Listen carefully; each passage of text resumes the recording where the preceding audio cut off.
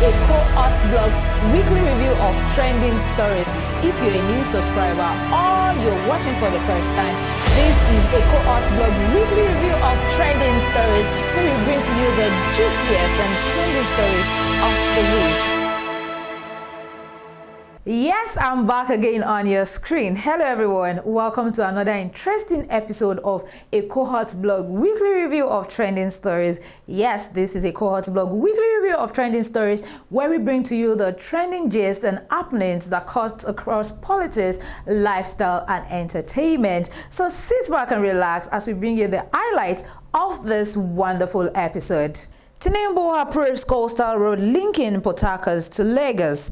Tinubu government begins meeting with NLC.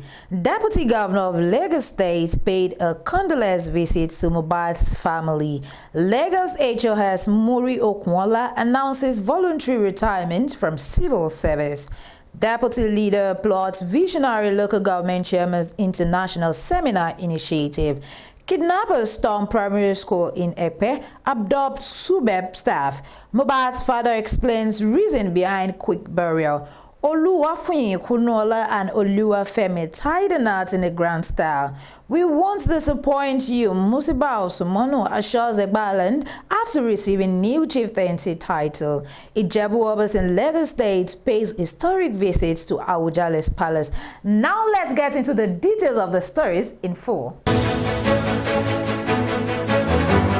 President Bola Ahmed Tinubu has approved the construction of a coastal road linking Port Harcourt to Lagos. And this was disclosed by the Minister of Works, Dave Umahi, while appearing on Channel's TV program during the weekend. And while answering questions on his meeting with President Bola Ahmed Tinubu, the minister said, "I went to seek Mr. President's approval so that we wouldn't stay up to 10 years without any defined source of funding."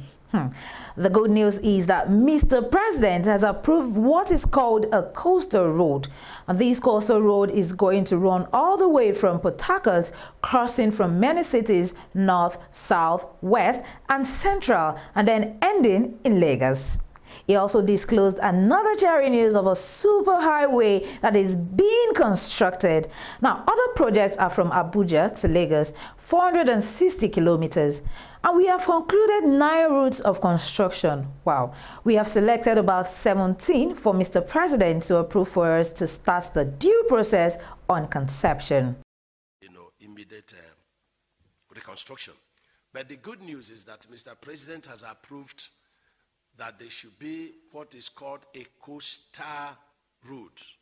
This coastal road is going to run all the way from Port Harcourt, crossing many cities, north, south, west, central, and then end in Lagos. It's called coastal roads, coastal superhighway, and it's going to be built under PPP. The private sector is already engaged. We are discussing with him, but today we got very cheery news. Is the initiation of Mr. President, and so we are going to carry it, to his conclusion. I'll be briefing him every month. Who says Nigeria is not moving forward? Nope, Nigeria is indeed moving forward. The meeting between the Nigeria Labour Congress, NLC, and the President Bola Ahmed Tinubu-led federal government has begun in Abuja. Now, the meeting is aimed at halting organized labor's planned strike over fuel subsidy removal and the hardship in the country. In his remarks, the Minister of Labour and Employment, Simon Lalong, said that the past industrial actions by the labor unions have had adverse effects on the country's economy. He also stated this in his remark at the scheduled meeting with the leaders of the Nigerian Labour Congress, NLC, in an effort to stop them from embarking on another industrial action commenced in Abuja on Monday. The minister promised to partner with Labour to address the demands of the labor unions in a just and balanced way, and appealed to the labor leaders to be realistic and frank in the discussions. Now, Lalong also expressed optimism that the meeting will lead to a resolution that will be of national interest. In his response, the president of the NLC, Joe Ajero, said his team in the meeting with mixed feelings about whether something will happen or not, has many similar meetings in the past never yielded any positive response. He also noted that the past strikes that the minister referred to were a result of frustration Nigerian workers face due to the effects of the hardship occasioned by the removal of subsidy. Ajero also noted that one of the agreements with the federal government has been addressed despite a series of meetings that have been held. He also vehemently condemned the invasion of the office of Nigerian Union of Road Transport Workers, with some of its leaders arrested and detained. Now, according to him, that action alone is enough for the NLC to proceed with their planned strike. Yeah, we really do hope that this particular meeting yields a positive result because, sincerely, Nigerians are really frustrated. The Deputy Governor of Lagos State, Dr. Obafemi Hamzat, paid a condolence visit to the family of late singer Ilerioluwa Aloba, aka Mohbad, on Tuesday. Hamzat visited the late singer's home alongside the Chief of Staff of the Governor, Mr. Tayo Ayinde, the Commissioner for Youth, Mr. Bolaji Ogunlede, the Commissioner for Information, Mr. Gbenga Omotosho, and the Special Advisor on Tourism, Mr. Idris Aregbe. The Deputy Governor reassured the family of justice in the untimely death of the 27-year-old, adding that the government will assist in catering for the deceased son. You know, this is a very huge loss in the music industry because this particular artist's death has been causing a lot of controversies right now, and there's been a lot of circumstances surrounding his death. But all thanks to the Lagos State Governor for taking up this particular case, and you know, his body has been exhumed.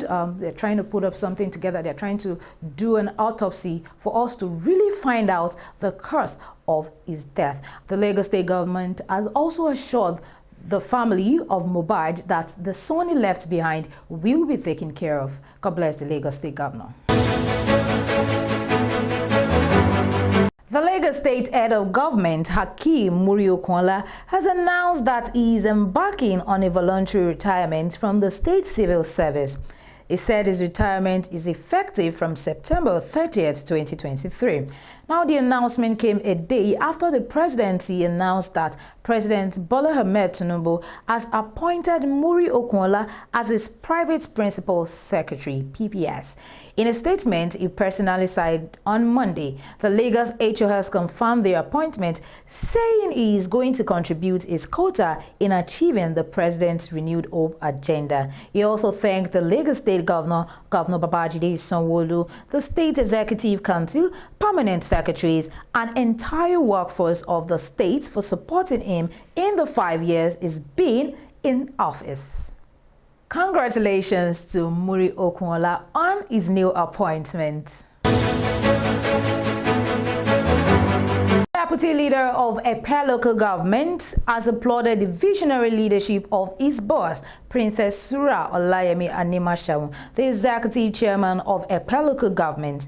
The commendation is hinged on the executive chairman's decision to send the legislators and executive cabinet on a transformative journey to Istanbul, Turkey, for an international seminar to broaden their horizons and bring global perspectives to her community. Reacting to the development via his official Facebook handle on Tuesday, 19th, 2023, he said that the initiative's significance lies in the potential it holds for a Epe community. He noted that by participating in this international seminar, Epe's leaders have positioned themselves to gain invaluable insight into global best practices. He stated further that the international seminar fosters cultural exchange and nurtures a deeper understanding of diverse perspectives, adding that exposure to different cultures, ideologies, and governance models will expand the horizon of Epe's leaders, equipping them to make more informed decisions that align with the global context. The decision of the executive chairman, Princess Sura Olayemi Animashaun, to send Epe local government's legislators and executive cabinets to Istanbul for an international seminar is laudable. It reflects a steadfast commitment to the growth and development of Epe, its residents, and its future. Honorable Princess Surah Animashaun, the executive chairman of Ekpe local government, wants the growth, wants the betterment of her followers, and that is why she has taken this that is why she has come up with this very good initiative. And of course, she wants the growth for Ekpe community as well. Wow, this is really a commendable move. Things are really happening. Kidnappers targeted a Lagos State Universal Basic Education Board SUBEB teacher, abducting him from his duty post at St. Vincent RCM Primary School, Eredo LCDA, Ekpe Division, Lagos State. The victim has been identified as Mr. Ogunyomi Victor Femi, and the incident unfolded on Tuesday, September 19, 2023, sending shockwaves through the local community.